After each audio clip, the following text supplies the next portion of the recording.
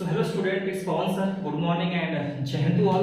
देखो आज हम लोग है ना क्लास 9 एनसीईआरटी का चैप्टर नंबर 2 पॉलिनोमियल स्टार्ट करेंगे। ओके, तो हम लोग एक्सरसाइज 2.1 स्टार्ट करने वाले हैं। तो चलो विदाउट वेस्टिंग टाइम हम लोग क्या करते हैं, इसे शुरू कर देते हैं। तो यहाँ पे क्वेश्चन बोला है कि which of the expressions are polynomial in one variable and which are not. ठीक है, state reason for your answer. तो सिंपल सी बात है, देखो टोटल हमको यहाँ पे है ना 5 एक्सप्रेशंस दिए हुए हैं। हमको बताना है कि उस एक्सप्रेशन में ना कौन सा पॉलिनोमियल्स इन वन वेरिएबल है। ध्यान से समझो, ठीक है। इस 5 एक्सप्रेशन में हमको बताने हैं कि कौन सा पॉलिनोमियल्स इन वन वेरिएबल है और कौन सा नहीं है, और बाद में हमको उसका रीजन एक्सप्लेन करना है। चलो स्टार्ट करते हैं। सबसे पहले स्टूडेंट हम लोग क्या करते हैं, हम लोग समझ लेते हैं कि पहले पॉलिनोमियल्स क्या होता है, फिर समझेंगे कि पॉलिनोमियल्स इन वन वेरिएबल क्या होता है। चलो, तो मैं यहाँ पे लिखता हूं कि polynomials. Okay, what is polynomials, मेरा ये क्वेश्चन है। ओके, इसे ध्यान से समझना। इसके ऊपर है ना तुम्हारे एग्जाम में ना बेसिक क्वेश्चंस भी आता है, तो इसको प्रॉपर्ली इस कंसेप्ट को समझ लेना। ओके, तो व्हाट इज पॉलिनोमियल्स, तो मैं लिखता हूं कि एक्सप्रेशन हैविंग पावर। ठीक है, expressions having power as the whole number, as the whole number। थोड़ा बहुत क्लियर हुआ? ठीक है ना। पावर क्या होता है, जैसे ये x के रेशियो में जो नंबर है 2 ये पावर है, y के रेशियो में जो नंबर है 5 ये पावर है। ठीक है, इतना तुमको मालूम रहेगा। तो मैंने क्या बोला कि expressions having power as the whole number. You all know what is whole number. तो चलो बताओ मुझे क्या होता है।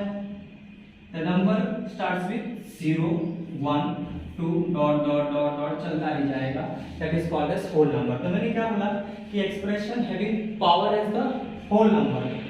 एग्जांपल के तौर पे इसको और क्लियर करते हैं। जैसे मैंने लिख दिया कि 3x² + 4x। ठीक है, ये एक एक्सप्रेशन है। क्या ये होल नंबर? हाँ सॉरी, ये एक एक्सप्रेशन है। क्या ये पॉलिनोमियल है? तो मैं बोलूंगा हाँ। कैसे? देखो यहाँ पे जो x की पावर 2 है और इस वाले x की पावर 1 है। ठीक है ना, ये 2 और 1 क्या बेसिकली एक होल नंबर है, तो ये पूरा एक्सप्रेशन क्या रहेगा, पॉलिनोमियल रहेगा। ठीक है, एक और एग्जांपल ले लेते हैं। मैंने ले लिया कि y⁻10 + z⁻15। अब किसी ने पूछा कि क्या ये नीचे वाला एक्सप्रेशन पॉलिनोमियल है? तो है। क्यों? देखो y की पावर 10 एक होल नंबर है, z की पावर 15 ये भी एक होल नंबर है, तो ये क्या है, पॉलिनोमियल है। ओके, समझ गया? समझेगा व्हाट इज पॉलिनोमियल। तो एक्सप्रेशन जिसका पावर क्या होगा, एक होल नंबर होगा, उसको हम क्या बोलते हैं, पॉलिनोमियल बोलते हैं। ठीक है ना।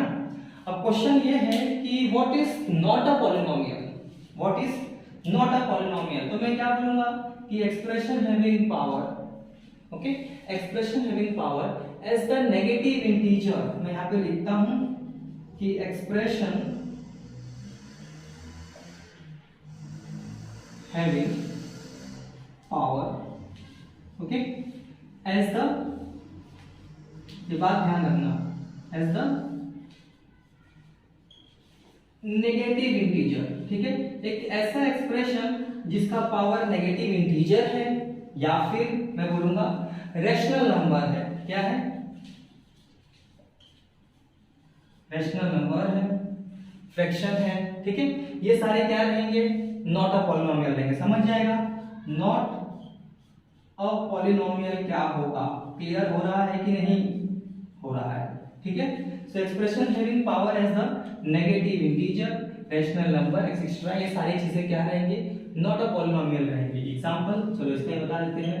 ओके, फॉर एग्जांपल x⁻2 मैंने लिख दिया -10।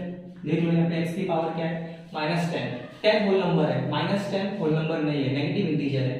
ठीक है, तो ये क्या रहेगा, नॉट अ पॉलिनोमियल। मैंने लिख दिया अगर ऐसे कि 3x⁻−5 + 4x²।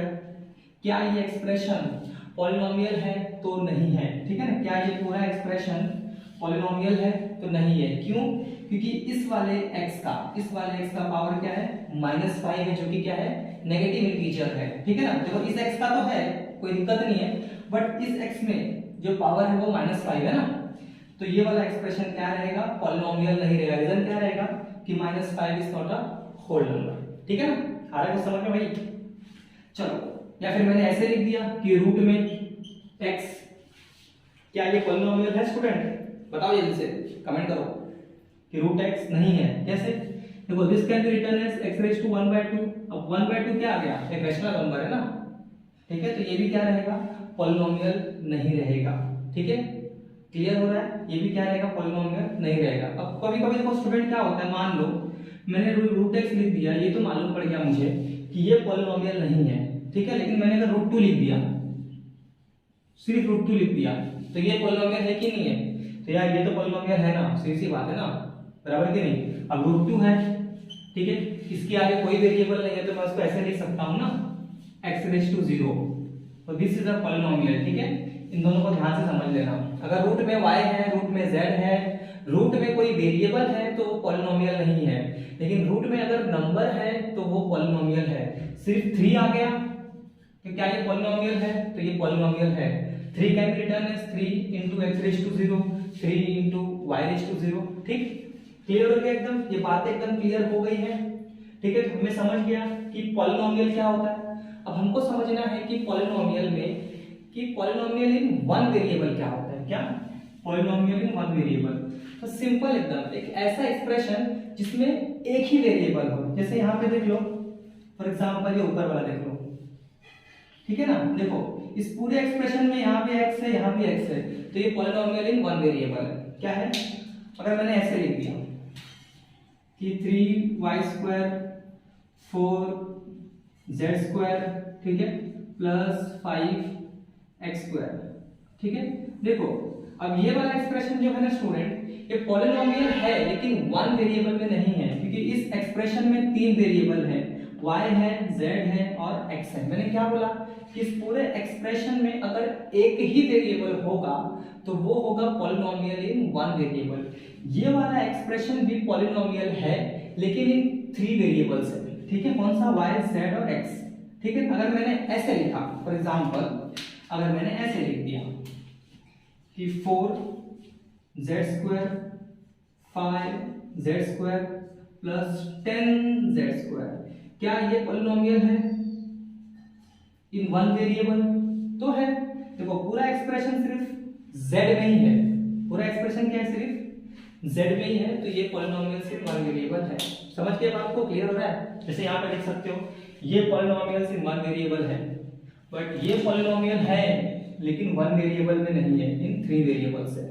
ठीक है, हमारा क्वेश्चन क्या है? One variable. तो मैं इसको क्या लिखूंगा? रिजल्ट लिखूंगा कि it is not a polynomial in one variable. ठीक है, चलो अब क्वेश्चन कर लेते हैं फटाफट, ठीक ना, कोई दिक्कत नहीं होगी। ठीक है, तो क्वेश्चन नंबर 1 स्टार्ट करते हैं। क्वेश्चन नंबर 1 का आंसर लिख लेता हूं। देखो हमको बताना है कि एक्सप्रेशन पॉलिनोमियल्स इन वन वेरिएबल है कि नहीं, ठीक है ना। तो यहाँ चेक करो, x की पावर यहाँ पे 2 है, x की पावर यहाँ पे 1 है, तो ये पॉलिनोमियल्स तो है, वन वेरिएबल में है क्या? उसमें भी है। देखो तो पूरे एक्सप्रेशन में सिर्फ और सिर्फ क्या x ही है, तो मैं बोल दूंगा कि यस इट इज अ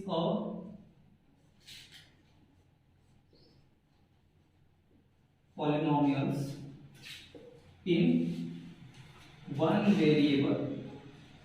ठीक है, वो कौन सा है? x। ठीक है ना, पहला क्वेश्चन क्लियर। अब सेकंड वाले पे आ जाओ, बताओ ये पॉलिनोमियल्स इन वन वेरिएबल है क्या? पहले तो चेक करो कि ये पॉलिनोमियल है क्या। तो देखो y की पावर क्या है? 2 है, एक होल नंबर है, तो ये पॉलिनोमियल तो है। वन वेरिएबल है क्या? देखो इस एक्सप्रेशन में सिर्फ और सिर्फ y ही है, तो मैं बोलूंगा हाँ, आंसर नंबर 2। उधर पे भी आएगा यस, सेम चीज लिखना है, yes it is a polynomial in one variable, और वो कौन सा है तुम्हारा? y है। ठीक है ना, ये सेम चीज यहाँ पे लिख देनी है। अब आ जाते हैं नंबर 3 पे। ठीक है, नंबर 3, चलो बताओ, तुम लोग बताओगे मुझे कि नंबर 3 पॉलिनोमियल है कि नहीं। अगर है फिर चेक करो वो वन वेरिएबल में है कि नहीं। तो देख लो, मैं यहाँ पे थोड़ा सा लिख देता हूँ कि 3√t प्लस t√2, ठीक है ना, बराबर। बोलो नहीं है यार, सीधी सी बात है। ये √t को देखो, अगर मैं इसे आगे थोड़ा सा मॉडिफाई करूँ इसी चीज को, तो मैं इसे ऐसे भी लिख सकता हूँ ना कि 3 है, ओके, रूट में है, रूट में तो t⁻², ठीक है, प्लस t √2। देखो यहाँ पे जो t की पावर है ना वो किस में आ रही है, वो होल नंबर नहीं है, ठीक। 1/2 is not a whole number, तो मैं बोल सकता हूँ कि यहाँ पे कि it is not a polynomial in one variable, ठीक है। मैं ऐसे लिख दूं कि it is not a polynomial. Reason क्या आएगा कि the power of t is not a whole number. Reason क्या आएगा,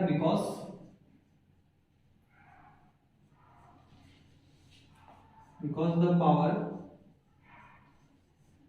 of t, okay, is not a whole number।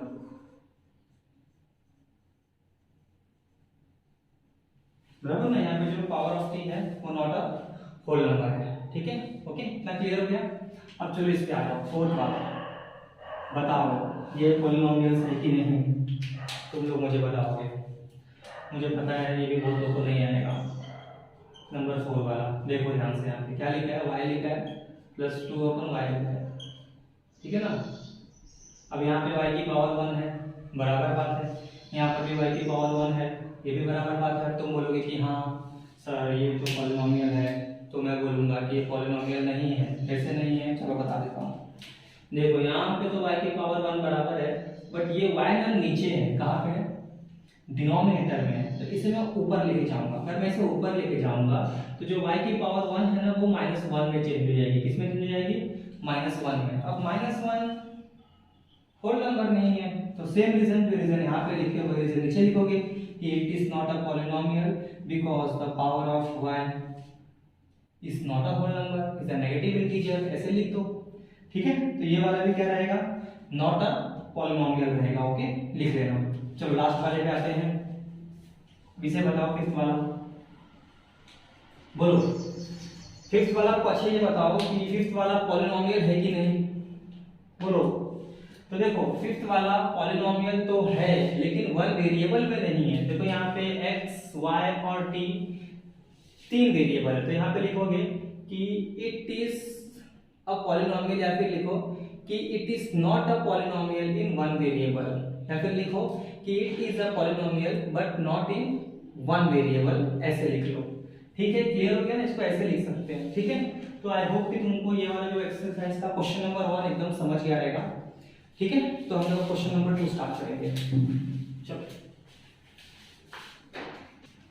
ठीक है स्टूडेंट, तो क्वेश्चन नंबर 2 अब स्टार्ट कर लेते हैं। तो यहाँ पे बोला है कि right the coefficient of x² in each of the following expressions. तो टोटल हमको यहाँ पे 4 एक्सप्रेशन दिए हैं। हमको क्या करना है, जो x² है, ठीक है ना, जो हमारा x² है उसके कोएफिशिएंट्स को लिखना है।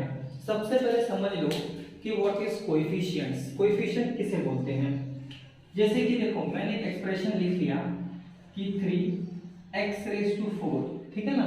तो इसके साथ में जो नंबर है 3 उसे हम क्या बोलेंगे, कोएफिशिएंट बोलेंगे। यानी कि जो भी वेरिएबल होगा, ये हमारा वेरिएबल है ना, जो भी वेरिएबल साथ में नंबर रहता है उसे हम बोलते हैं कोएफिशिएंट। तो यहाँ पे 3 हमारा क्या रहेगा स्टूडेंट, 3 हमारा कोएफिशिएंट रहेगा, ठीक। समझ गया, जैसे कि मैंने लिख दिया कि 5y²।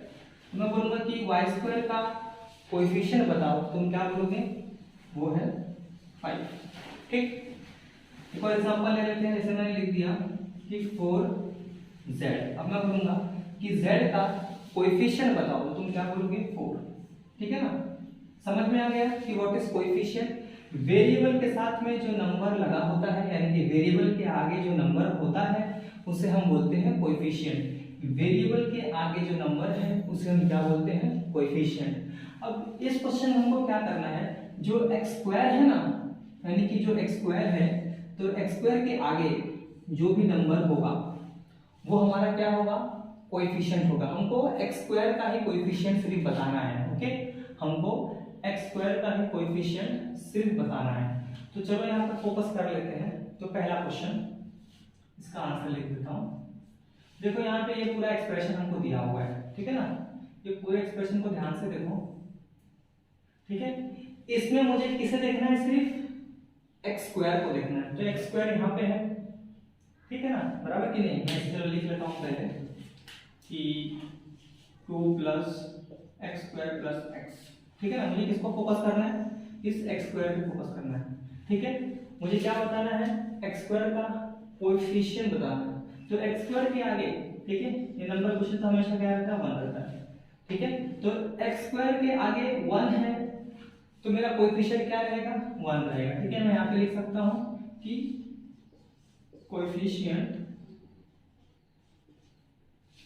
Of x square is क्या आ जाएगा स्टूडेंट, 1। समझ गए इस बात को, ठीक ना। चलो अब हम लोग क्वेश्चन नंबर 2 पे ध्यान देते हैं। देखो क्वेश्चन नंबर 2 में हमको सिर्फ और सिर्फ किस पे फोकस करना है, एक्स स्क्वायर पे फोकस करना है। तो मैं ये हमारा क्वेश्चन नंबर 1 था, क्वेश्चन नंबर 2 पे आते हैं।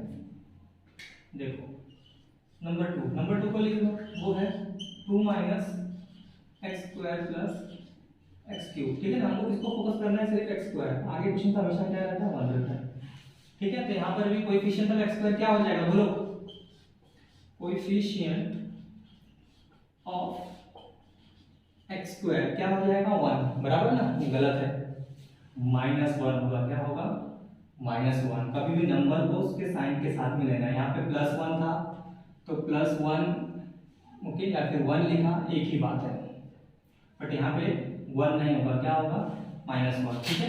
तो coefficient of x square is -1। Second question में अब आते हैं थर्ड क्वेश्चन पे, ठीक ना। समझ में आ रहा है कि नहीं, बराबर से आता होगा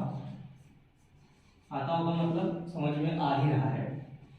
तो यहाँ पे एक्स स्क्वायर प्लस एक्स, हमको किसको फोकस करना है, एक्स स्क्वायर वाले को, ठीक है ना। एक्स स्क्वायर के आगे कौन सा नंबर है, वो है 5/2। तो यहाँ पे कोएफिशिएंट क्या हो जाएगा, यहाँ पे कोएफिशिएंट ऑफ एक्स स्क्वायर हो जाएगा इज 5/2। ठीक स्टूडेंट, एकदम क्लियर, एकदम क्रिस्टल क्लियर, ठीक है। नंबर 4 क्वेश्चन में एक्सप्रेशन दिया है √2x - 1, ठीक है ना। हमको क्या करना है, इसका कोएफिशिएंट निकालना है, लेकिन इसमें तो एक्स स्क्वायर ही नहीं है, बराबर है कि नहीं। इसमें क्या है, एक्स स्क्वायर ही नहीं है। तो चलो थोड़ा सा काम कर लेते हैं इसके ऊपर। मैं इसको ऐसे लिखूं कि √x है, ठीक है, प्लस 0x² - 1, ठीक है। या फिर मैं इसको थोड़ा सा ऐसे लिख लेता हूँ, और अच्छे से अगर लिखूँ तो इसे और ऐसे क्लियर अरेंज कर लेता हूँ कि देखो ये √x है, तो मैं लिख दूँ कि 0x² प्लस √2x - 1, बराबर ना। क्योंकि इस एक्सप्रेशन में ना एक्स स्क्वायर का टर्म नहीं है, तो इसलिए मैंने क्या लिख दिया कि 0x² प्लस √2x - 1। तो यहाँ पर भी अब कोएफिशिएंट क्या हो जाएगा, देख सकते हो यहाँ पर, coefficient of x square is 0। सीधी सी बात ना। देखो इस पूरे एक्सप्रेशन में एक्स स्क्वायर है ही नहीं, तो उसका कोएफिशिएंट क्या रहेगा, 0 ही रहेगा ना, ठीक है। इतना क्लियर हो गया। चलो तो स्टूडेंट अब क्वेश्चन नंबर 3 जो होगा ना, वो दूसरे वीडियो में होगा। क्वेश्चन नंबर 3, 4 और 5 को हम लोग अलग वीडियो में बना लेंगे, ठीक है।